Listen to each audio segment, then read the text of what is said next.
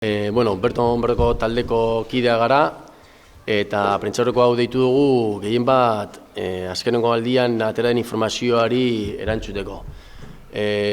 Jakingo zuenez, legebiltzarrean onartu zen proposamen bat, eskoletan sukalde ipinteko eta jangela eredu berri bat lantzeko eskaera. Horregatik elkartu gara hemen eskola ezberdinetako kideak eta eskola bakoitzak azalduko dugu bere sukaldearen eskaeraren egoera zelan dagoen.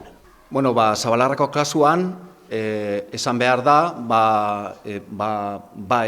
hasiera batean Alexek esan duen moduan onartuta dagoela, sukaldea eraikiko dela eta hori, eta ikusten dugu bertotik ez dela oraindik pasatu ez teknikorik, ez inor ikusteko zeintzuk diren obren nondik norakoek, ez? Bai ikusten dugu Durangaldean beste ikastetxe batzutera joan direla eta guk ez dukogula inolako informaziorik jakiteko zein dan gaur eguneko egoera.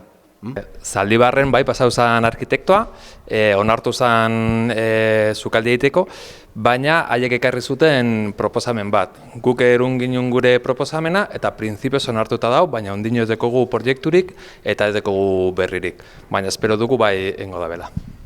Atxondon torrien ja arkitektue, baina euren proiektuegaz dala oin jantokiz dauen lekuen sukalde batekie. Guk beste proposamen badeku eta itxaoten gauz nos barriro etorriko dan arkitektu hori gure proposamena saldu eta horri bai eskue, ero ez eskue esan daizkuen.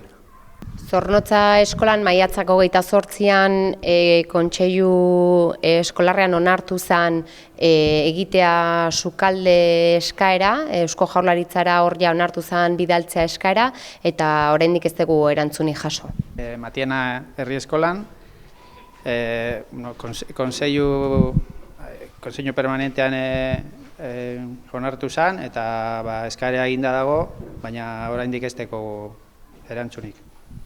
Eusko Legebiltzarrean adostutakoa ikusita, berton-bertoko ataldetik Hezkuntza Departamentuari hurrengoa eskatzen diogu.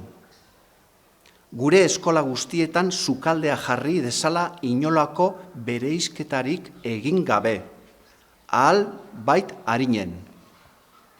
Jangela eredu berria diseinatzeko hezkuntza eragileekin elkartu dadila.